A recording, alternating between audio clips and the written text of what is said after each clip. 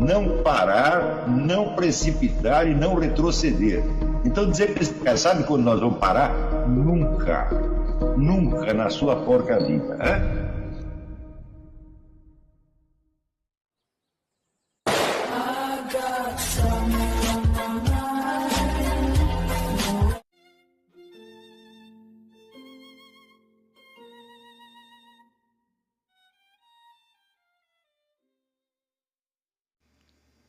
E aí pessoal, tranquilo? Então vem aqui antes do vídeo começar, pedir para vocês se inscreverem, quem não for inscrito, compartilhar, curtir, comentar. Quem puder seja membro do canal, que isso ajuda bastante. Tem também o link do Apoia-se. Quem puder ajudar nosso canal e apoiar financeiramente vai ser muito bem-vindo. Mas o mais importante é transmitir o conteúdo e os conhecimentos do professor Olavo de Carvalho para mais e mais brasileiros. Então compartilhe e ajude aí nossa causa. Muito obrigado a todos os membros, apoiadores do canal. Fico muito feliz. Tenho certeza que a gente está no caminho certo. Então fiquem com o vídeo e até mais. Valeu! O próprio Karl Marx, vamos dizer, pelo menos até o momento em que ele escreveu o Manifesto Comunista, ele nunca tinha visto um proletário. Engels tinha por quê? Mas Engels via proletários da posição do burguês. Ele era um industrial, ele tinha empregados. Karl Marx não tinha nem isso, quer dizer, ele não tinha visto proletário nem mesmo do ponto de vista burguês, ele não conhecia nenhum proletário, tudo inventado. Então, você está convidando as pessoas a participar do seu teatro mental. Esse teatro mental pode trazer para elas uma consolação, um sentido de segurança, um sentimento, uma ilusão de sentido da vida, pode trazer um monte de coisa, e tudo isso é como uma droga, é pior do que uma droga.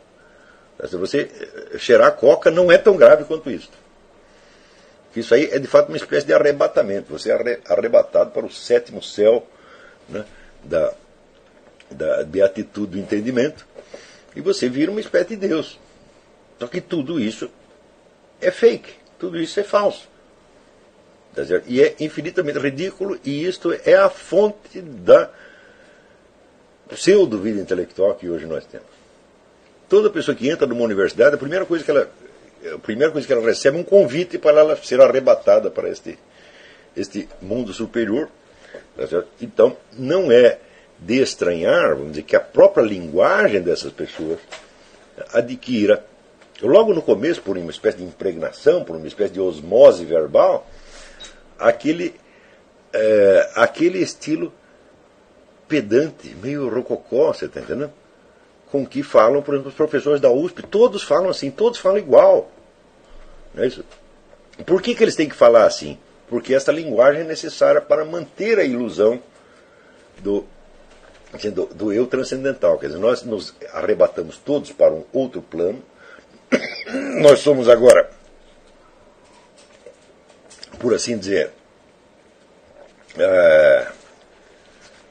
nós somos a classe revolucionária, nós somos o novo príncipe de Maquiavel, nós somos, em suma, nós somos um imbecil coletivo, né? Tá certo? E nós nos achamos lindos uns aos outros. Né? E desde essas alturas nós podemos, por exemplo, passar a vida como, por exemplo, Roberto Mangabeira Unger. Você vai ver que você lê os livros do Mangabeira Unger, que até os primeiros eram bem escritos, depois os outros não gostam, não. Eu nunca li uma linha do Mangabeira Unger que se referisse a nada. Ele só fala do dever ser, daquilo que ele acha que o mundo tem de ser. O mundo como é nunca interessou a ele. Então o Mangabeira Unger já é um caso extremo, um caso patológico de arrebatamento, tá, para o sétimo céu, tá certo, dos beatos do entendimento, né? Para ele já nem existe mais a realidade, só existem os ideais do Mangabeira Unger, que, né, este mundo mal, aos quais este mundo mal não se curva, lamentavelmente. Tá certo? Então, eu compreendo o atrativo que isso exerce sobre as pessoas. Tá certo? Mas, ao mesmo tempo, eu sei que daí não vai sair nada que preste. Caiu a conexão ou não?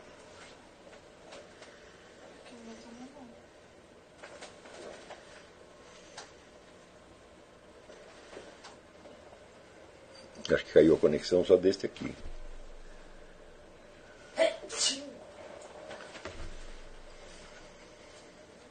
Um momentinho, vocês esperem um pouco que deu um problema técnico aqui.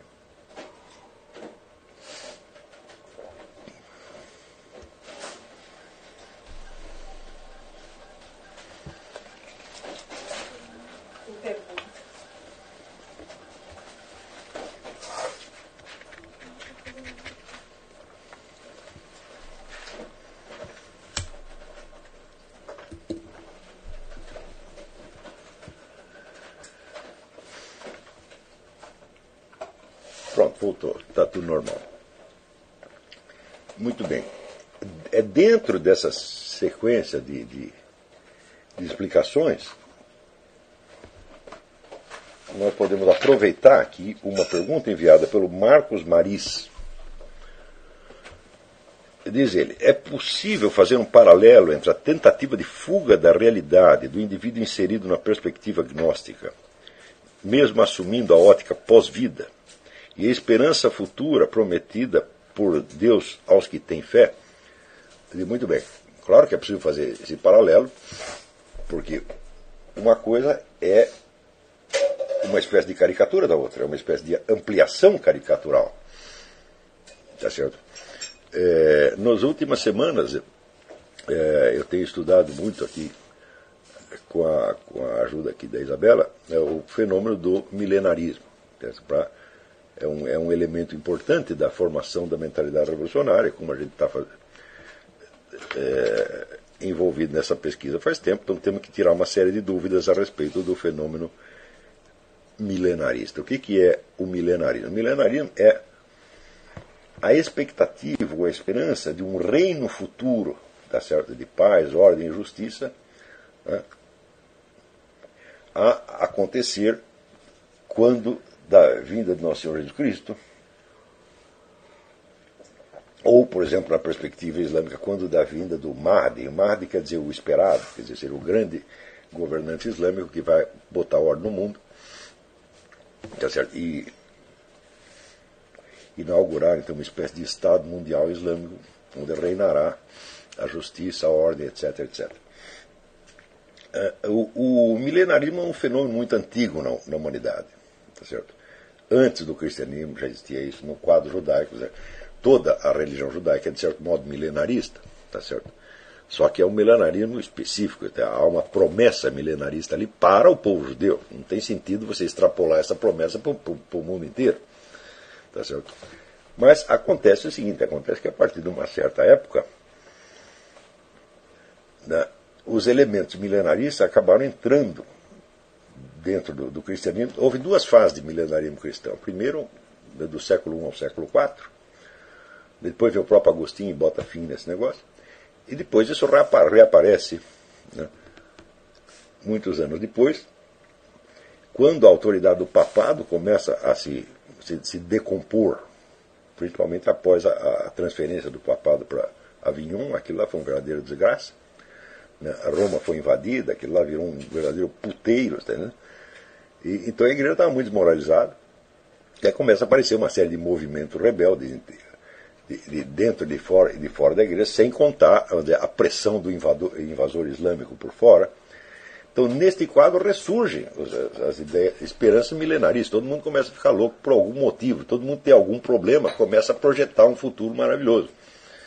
Né? Por exemplo, os judeus, quando são expulsos da Espanha, imediatamente eles começam a sonhar um outro mundo maravilhoso, já que está tudo neste mundo aqui, está tudo na porcaria mesmo, então deve ter um mundo milenarista que vem depois. A Igreja Católica sempre foi explícita em condenar a especulação milenarista, baseado no quê? Naquele texto que eu citei, de Atos dos Apóstolos, capítulo 1, versículo 7, onde Jesus Cristo diz explicitamente: não é para vocês conhecerem, né, o prazo do fim. Ora, medite um pouco. Se você não sabe quando uma coisa vai acontecer, você não sabe qual é o contexto histórico em que ela vai acontecer. E se você não sabe qual é o contexto histórico dela, você não sabe a significação dela. Ou seja, você não sabe nada. Zero. Então, qualquer especulação a respeito do fim dos tempos, tá certo? Está formalmente proibida. E o que quer dizer esta proibição? Pensem bem, isso é um elemento maravilhoso, se vocês pensarem bem. Veja,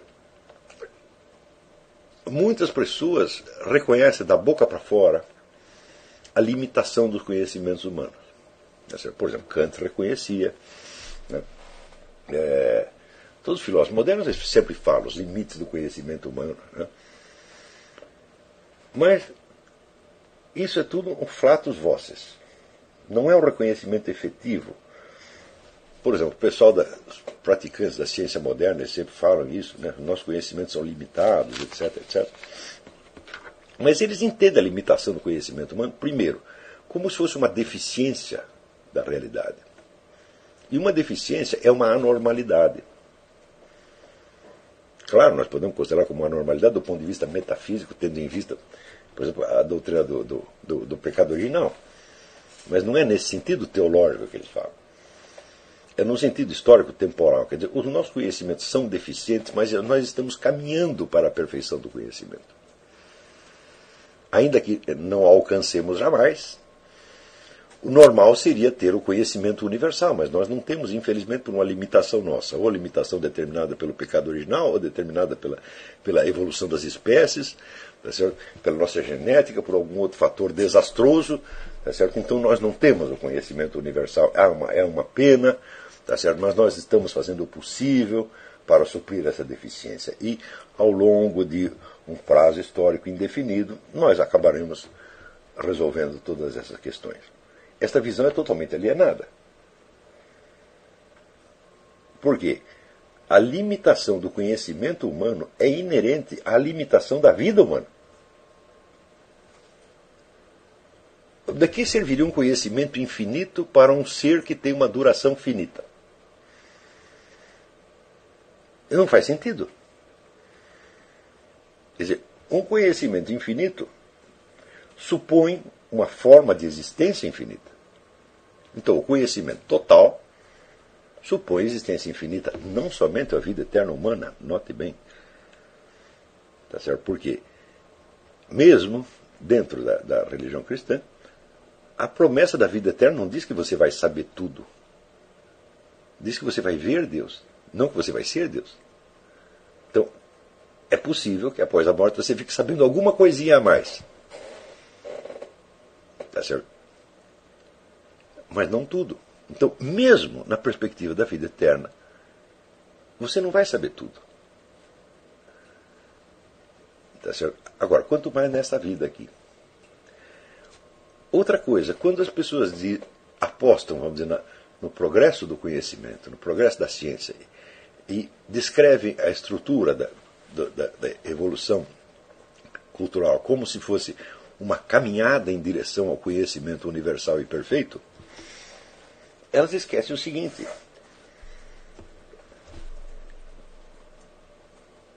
elas vão morrer.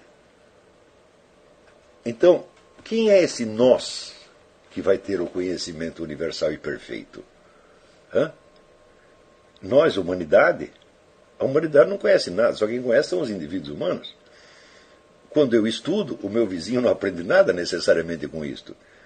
Saber alguma coisa é saber algo que os outros não sabem. Portanto, não existe esse nós, humanidade, que vai saber tudo. Ou mesmo o que vai saber mais. Quando um fulano amanhã, um cientista amanhã ou depois, souber mais do que o cientista que está vivo hoje, esse cientista de hoje estará morto. Ele não saberá nada mais além do que ele sabe hoje. Então, esta ideia, vamos dizer, do conhecimento humano que está crescendo, é uma ficção, é uma figura de linguagem na qual as pessoas acreditam. Essa é uma fuga à estrutura da realidade. Quando Cristo diz, não é para vocês saberem o fim, ele não está dizendo que vocês não devem saber o fim. Ele está dizendo que vocês não sabem mesmo. Então, ele está dizendo que a impossibilidade humana de obter um conhecimento total não é uma falha da humanidade, é um elemento constitutivo da própria ordem da realidade. Então, vamos dizer, a finitude e limitação dos nossos conhecimentos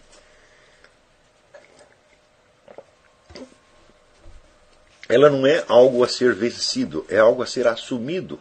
E não assumido com aquele ar de desgraça, que pena, os nossos conhecimentos são tão limitados, nós nada sabemos além da experiência, etc, etc, como Kant, aquela choradeira kantiana, tá entendendo? Não é isto. Vamos dizer, esta limitação é a estrutura real da nossa existência. É ali que nós estamos, é ali que você tem de cavar. E isso mostra para você o seguinte, que o elemento do desconhecido e do mistério, ele está presente permanentemente na estrutura da existência.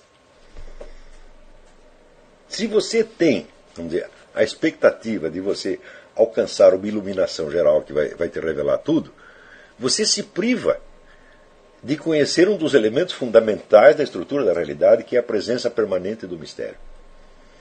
O mistério, ele não está totalmente fechado. Ele se abre de vez em quando e deixa você ver um pouquinho.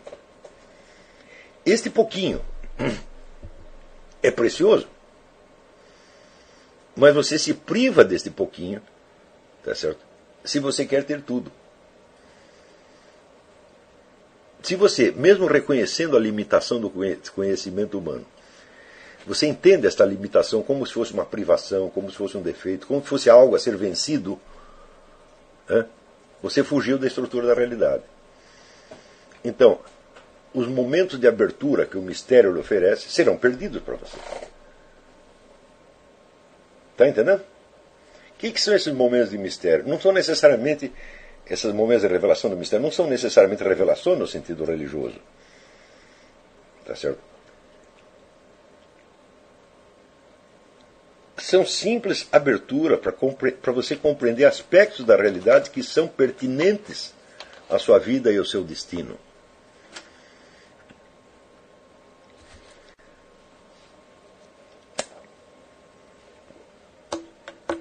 E, vou dizer, são aberturas que lhe permitem a você instalar-se na realidade da sua vida com um realismo terrível.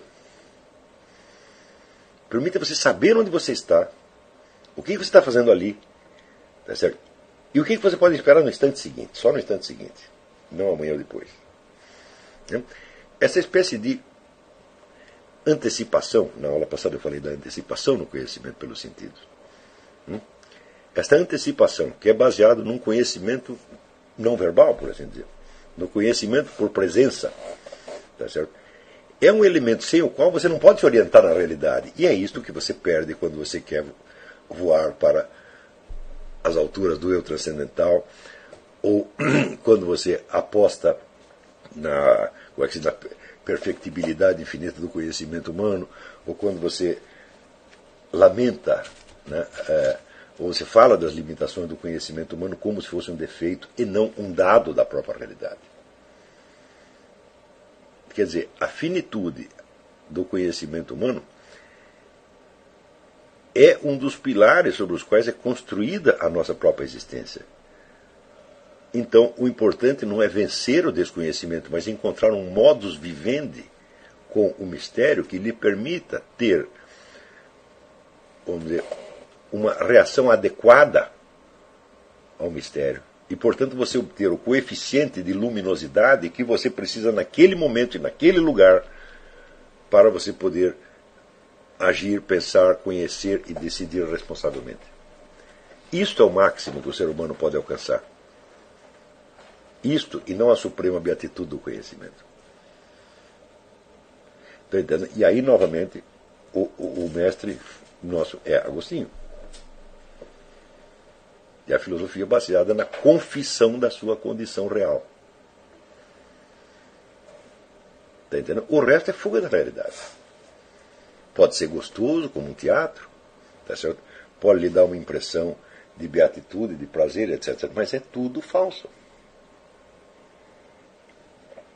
Então, a diferença, eu não digo que esta atitude seja sempre de inspiração gnóstica. Não, existem muitas inspirações. Tá certo? Você verá, por exemplo, Santo Irineu, que escreveu um livro clássico contra as heresias, Santo Irineu era um milenarista. Entendeu? Então, quer dizer, os elementos que vão contribuir para a confusão revolucionária dos tempos modernos, eles aparecem nos lugares mais imprevistos.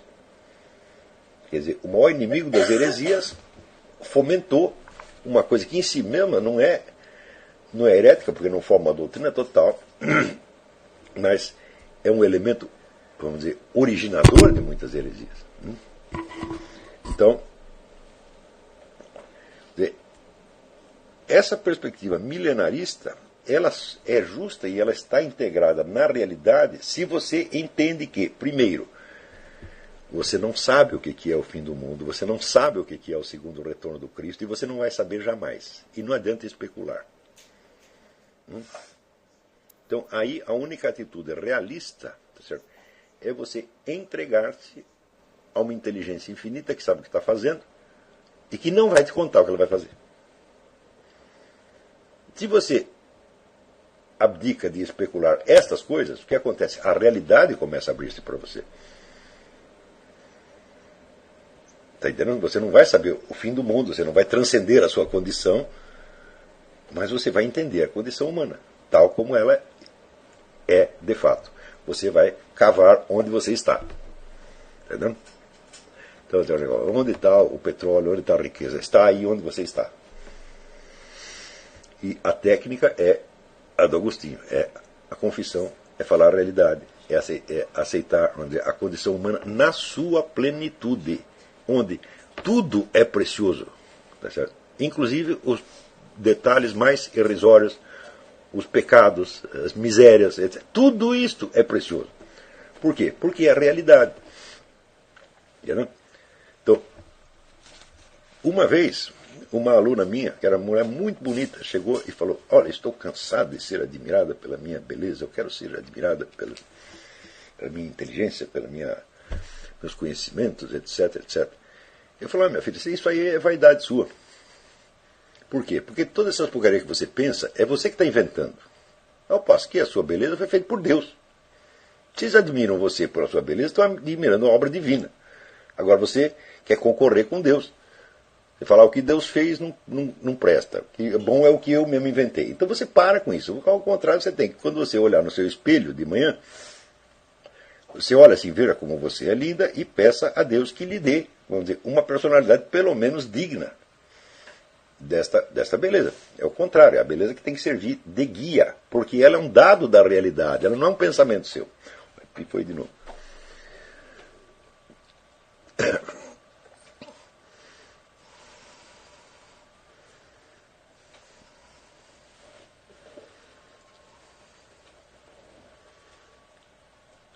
Um momentinho só.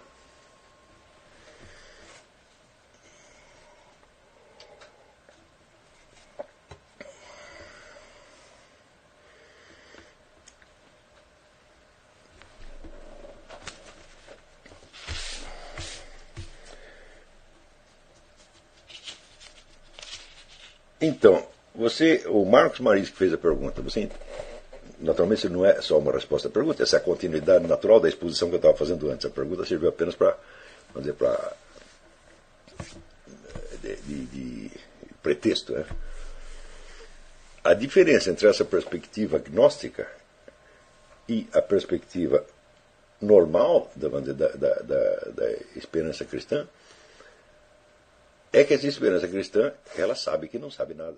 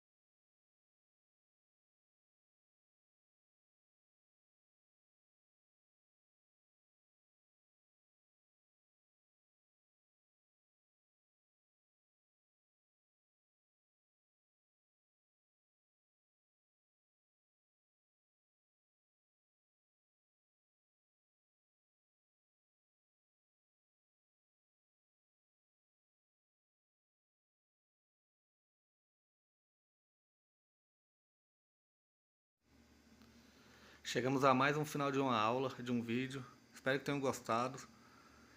Quem não se inscreveu ainda, se inscreva, compartilhe, comente. Ajude o nosso canal, apoie, seja membro. E ajude o nosso canal a chegar a cada dia a mais brasileiros que precisam muito do conhecimento do professor Olavo de Carvalho. Então é isso aí, fique com Deus, até o próximo. Valeu! Então é isso aí, pessoal, que é o nosso canal, que são alguns livros que eu já li. A maioria foi doação, mas alguns eu adquiri, professor Olavo de Carvalho. Alguns livros se perderam aí que eu emprestei, professor Alexandre Costa, a Bíblia Sagrada. 10 lições sobre Karl Marx. Indico a não ler esse livro, que é muito ruim mesmo. Alguns pensadores aqui que realmente, como o professor Olavo de Carvalho disse, não são pensadores. Valeu, tamo junto aí. Apoie nosso canal, seja membro.